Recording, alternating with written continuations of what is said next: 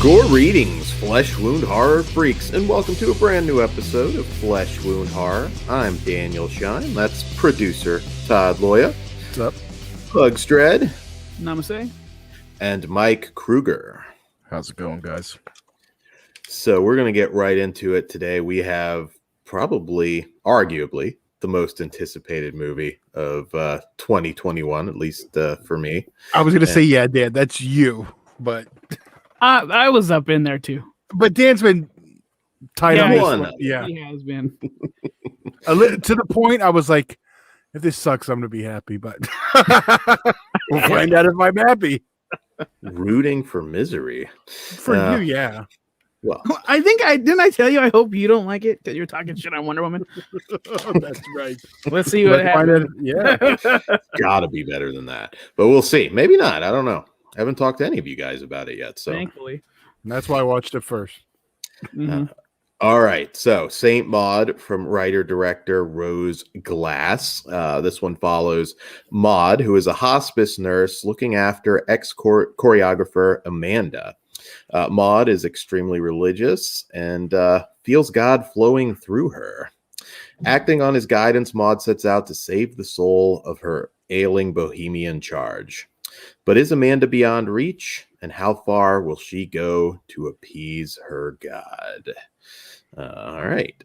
So real quick, I want to throw out there, this is currently in theaters, drive-ins mostly, but it is also available right now from the UK, a Blu-ray and Blu-ray Steelbook came out. So, and then the VOD in the US will hit on, is it next Friday? Should have that date in front of me. The 12th or something. 12th. Yeah, next Friday. Yeah, the UK people lucked out. I'm very jealous. So Kruger, what did you think of Saint Maud? I'm curious to get your take on this one. So it has amazing cinematography, which was pretty much expected. And it also had like a really good soundtrack. I like the soundtrack a lot. It was very ominous and added to a lot of scenes. I thought I was back and forth with our main character Maud because like she's super awkward, which I dug, and like she's good-hearted at times, but then her religious agenda, fueling some of her hypocritical actions, kind of made me hate her. Amanda, the woman Maud's taking care of, was also kind of driving me crazy. I mean, I know you're dying, lady, but you're smoking too much cigarettes. It was just like that annoyed the fuck out of me. Yeah, it was annoying. But I mean, I think that was on purpose. I was like, well, honestly, though, like at that point, fuck it. That's what I would. Yeah, it didn't bother me. And the thing, like, yeah, you do feel for her though. You kind of do understand, and I like the contrast between her and Maud's like different behaviors, and obviously, Amanda, not being a religious person, and Maud eventually, trying to push her beliefs on her.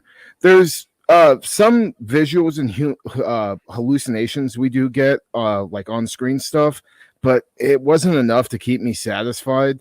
And there wasn't really any kills or effects I loved either.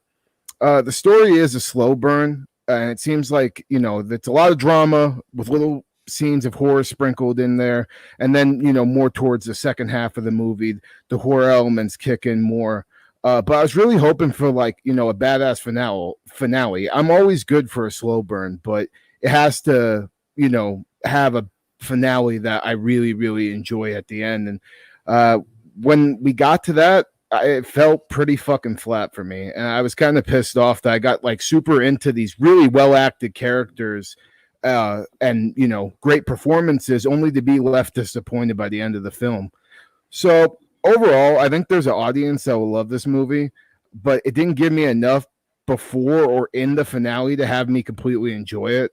And while I like some aspects, I feel as though this movie is going to be extremely forgettable in a few years. There's some people calling this 2021's Exorcist, and I mean, The Exorcist has so many creepy, terrifying moments in it. I think that's a little disrespectful to The Exorcist to even compare this movie to it.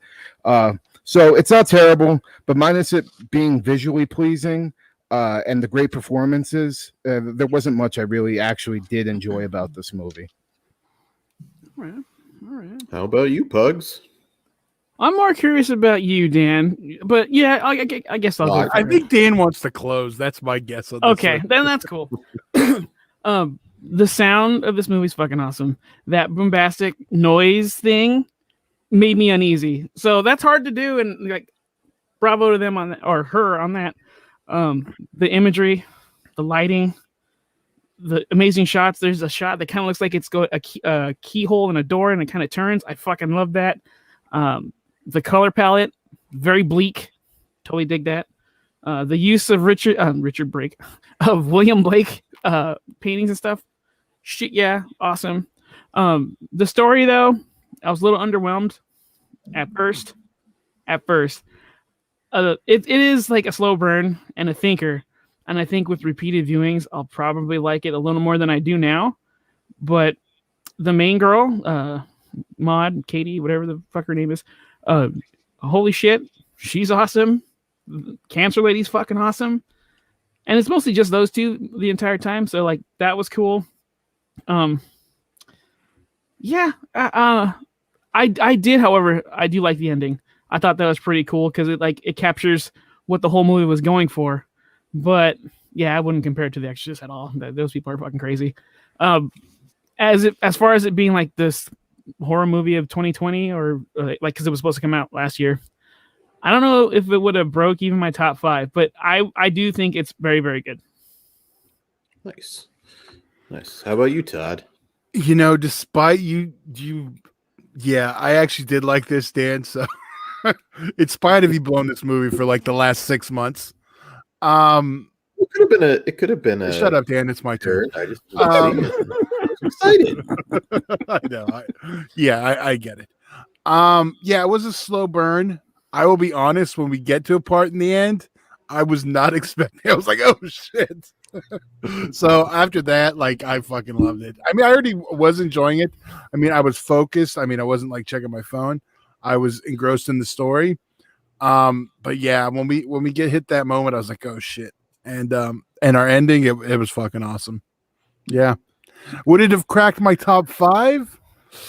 If it would, it wouldn't get any higher than my 5 because my top 4 are not going to move. That's fair.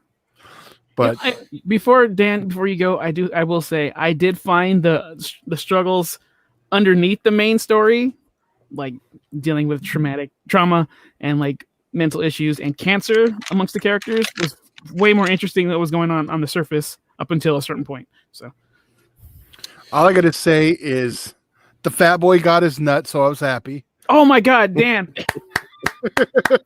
That's how you do. And did they stop using a certain word for cigarette and just start calling it ciggy? Because that threw me off. Well, it's still kind of that. That still word still applies if you say ciggy. So. But they were British. I was expecting the other one. All right, Dan. What did you think, sir? All right. So a lot of people for months have been comparing this to Hereditary and The Witch. That's what I've heard from a lot of people. So I love this movie. I think that is something that's going to maybe steer some people the wrong way. I mean, there are similarities, but they are all uniquely different. I would actually go as far, and again, it's not exactly like this, but I would compare it more to If You Liked May with Angela Bettis, maybe. I'm going to strongly disagree with that one. No, not even close. That's what I would. It's not exactly the same. But I see where Dan's coming from because it's the main character is a female and it's her struggle through this thing, right? Well, yes. Okay. A lot of this one for me was, when does a devoutly religious person, when does it become mental illness? Because I've seen that in people before. I've seen that in people where personal side story. My grandmother once thought she saw the Virgin Mary on the side of the road and nearly crashed her car. So, you know what I mean? Like, I can kind of relate to almost. God, that would have been fun. Yeah, I should have just sold it like it took her out, Todd, and made you feel like shit. But I did not. Mental illness runs in your family. But, got it. You know, religion can be dangerous. And I'm not dumping on religion by any means, but it can be dangerous. And I think a lot of this, and this is not in this movie at all, but it kind of reminded me of like what loneliness can do to people. I see it a lot with social media. This just happened to use religion as a, its theme, but yeah, I mean, you could tell in some of her interactions throughout the movie, and it's not a spoiler, that she really fails to connect with people. So she has to latch onto this. And this is the shit doesn't hit the fan until very deep in this movie. And I think a lot of people may have issues with that. It is a slow burn. It is a character study. Morfydd Clark as Maud is fantastic. I can't wait to see her in other things. Apparently she's in this new Lord of the Rings TV series. Jennifer L is always excellent as Amanda. Unlikable in a lot of ways, but also has those moments where you feel for her. I thought they really complemented each other well, and yeah, I really dug the story. It's quiet. I really am worried that a lot of people though are gonna probably prefer maybe particularly Hereditary, so a lot of people they're throwing that out there. Yeah, so I'm just gonna say don't set people up. It's different.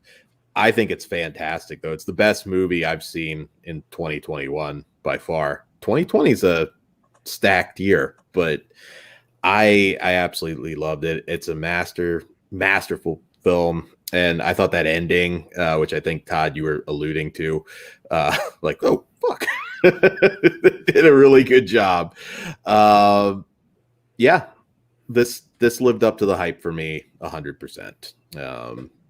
Yeah, you'll see a lot of people you may know in MAUD, or maybe Amanda too. All right. Well, damn. Good for you, though, I guess. I know. It's all right, Bugs. We'll get it. We'll get one he's super hyped for, and it's so sad. I've watched this, and I thought all three of you would hate it.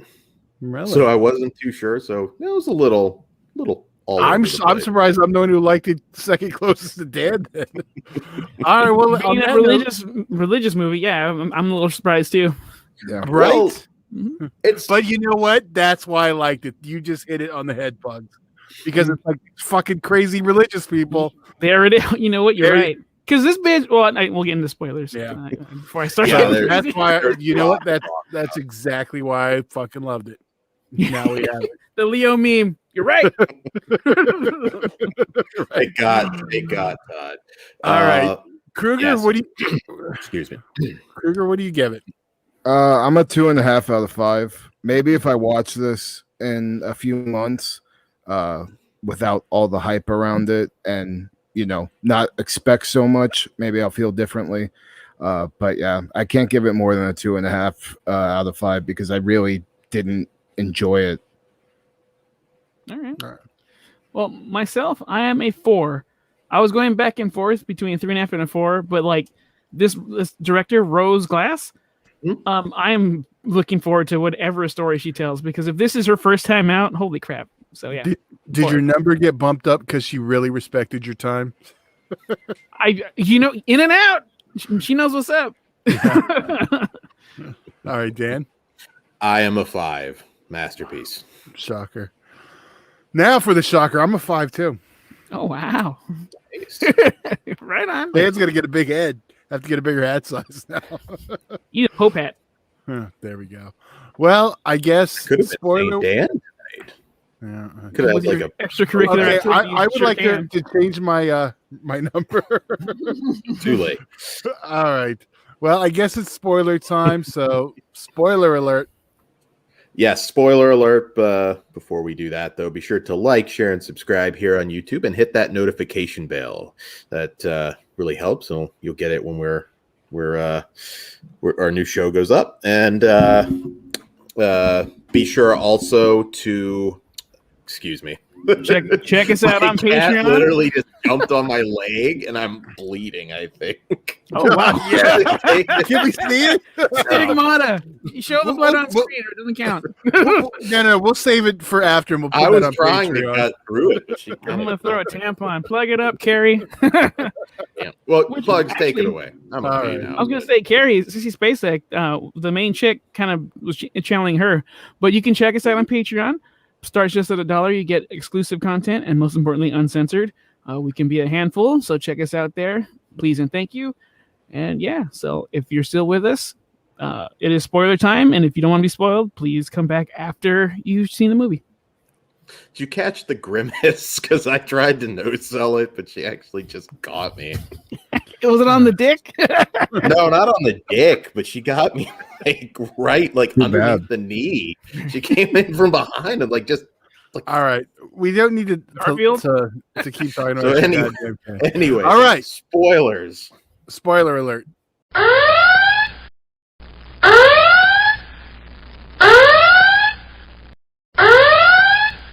Yes, so, spoiler alert. Real quick, Todd, I'll see if you agree with me. This bitch jumped from one fucking lifestyle, which is party hard and do all kinds of things, to another lifestyle, which is Mia Coppola, the super religious bullshit, right? Okay, I think that's what you like to think, because this bitch went fucking. This chick has no fucking middle lane. It's all or nothing. Yeah. I did like that. So, I do think they gave away the best parts in the trailer, and this is why I don't like watching trailers. You know what? It's been so long since I watched the trailer, I didn't even remember it. And my expectations were so low because Dan's been sucking this off hard. So I only just saw it. I was just no. You've been talking about this movie since the first trailer. It was impressive. But all right, well, who's got spoilers? That ending, that last cut when she was on fire all of a sudden, it definitely took the non-religious, more mental illness side of it. It's all point of view, because we saw her also watching them bow down when really they're like losing their fucking mind because this crazy bitch just set herself on fire. Let's be honest, they all had their phones. Fuck yeah! World star. It's 2020. You know, 2021. You're that close to the ocean on fire. You don't run into the ocean. You don't want to live. So I ain't helping that bitch. I'm like, get the marshmallows. It's low tide, you stupid bitch. Did any of you guys feel the lesbian undertone? Because I totally did, especially when. So, like, let me give you my explanation here. I definitely felt like Maud had sexual feelings towards Amanda because, one, I think she was getting jealous of her girlfriend, and what sealed the deal for me, for my thinking on that, was the way she was having sex with people. It was just like lifeless, no emotion, no nothing. And I felt like that was maybe to make us think, maybe she's repressing her inner sexuality. Oh yeah, definitely. They were. I kind of expected there to be more of them together. Give in to temptation. They could have gone that route, but dude, when Maud fucking tells Amanda's girlfriend though that she can't see her anymore, I'm like, bitch, she's dying. Like, let her fuck for fuck's sake. Like, and then like, what totally just made me turn on Maud is like when she fucking smacks Amanda. I'm like, you just smacked a woman with cancer, you fucking cunt. That was a good scene. Yeah, actually, she seemed like the type that cancer or no cancer, she would have just like fucking like brawled with her there or something. But you want to go? Hold my beanie. Oh, and can I also say what a great location, just the seaside town and everything. It just really captured that mood. And I mean, again, this isn't a film that's going to appeal to everybody, but I think they did just a really good job. Those scenes of her just walking past the arcade and not connecting with anyone. That was a smart choice too, because like I'm pretty sure this is fairly low budget, but it looks like it has money behind it because of all the fucking scenery going around. So yeah, wherever they spent the money, they did it right.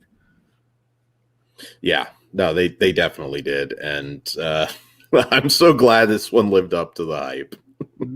I did want more of the needles in the shoes, because like this bitch is fucking, she's going for it. You need taking that shit too literal, homie. You know, it's funny when she was walking, down the street with the men. I'm like, I've seen Kruger and a ton of deathmatch wrestlers walking like that. You know what? No I sympathy take it from Kruger, Maud. Try harder, bitch. Yeah, fucking throwing some pins in your shoes ain't gonna impress me, bitch. You haven't been living. Neither is the fire. I've been burned too, motherfucker. I think that was just the thing for me. Is like I was expecting this crazy finale, and like I don't know, like I was actually starting to like when she had the fucking bottle of, I think it was like ethanol alcohol. I literally said, "Is she gonna set herself on fucking fire?" And that's exactly what happened. So I was like, "Oh man!" And then like the other thing too is like I just I wanted that stabbing to be way more brutal than it was. Like I think like it was sudden and it was out of nowhere, right? But like I wanted her to just start fucking cutting her face up or something, you know, make it like to the point where she is completely unhinged to that she is just mutilated the hell out of this body and then go to the I think it just me waiting around for that type of stuff to happen just didn't work for me. The only thing I did really like was when she was having sex with the one dude, and, yeah, right. with Dan, and her fucking she crosses his chest. That was a good oh shit moment. But that was literally the only one I liked. So like I said, maybe if I watch this in a couple of months, I'll have a different opinion. But I literally watched somebody compare it to somebody's video comparing it to The Exorcist, and I was just like, oh my god, like this is going to be so awesome. And then I came in. I got something completely different. Yeah. See, Exorcist, there's certain themes about faith or lack thereof, but that's about where it stops, though. I'm still sticking to my May thing. I think that's like the best double. There's a lot but May has such a fucking crazy, like gory ass. You know, it's a gory fucking. Sure, I don't think you can compare the two. Maybe the storylines a little bit, but I just think I just think like May has so much more going for it for me, a guy that loves horror, like because of like all the gore and all the nastiness. I mean, she literally makes her own fucking Frankenstein in that movie, and like that's such a high point that like I never got anything to that high point that movie had in this. If Saint Maud would have made her own Jesus. No, that would have been cool. I think it starts and stops with they both have awkward girls as the lead. Yeah. Well, there's some other stuff if you go back, but I mean, this one is textbook what's popular right now. Grief. I mean, grief is what is popular in horror. A lot trauma. Grief, trauma. So yeah, it's interesting. I will say some of you will love this, some of you won't, but check it out. It's a good discussion flick. Always throw that out there. Even if you don't like it, it's probably one you'll talk about after, so that's always a good thing. I co-sign the fuck out of that. Yeah. Yeah. For sure. Yeah. It's a lot going on. So no more spoilers? No, we're good. We're spoiled out.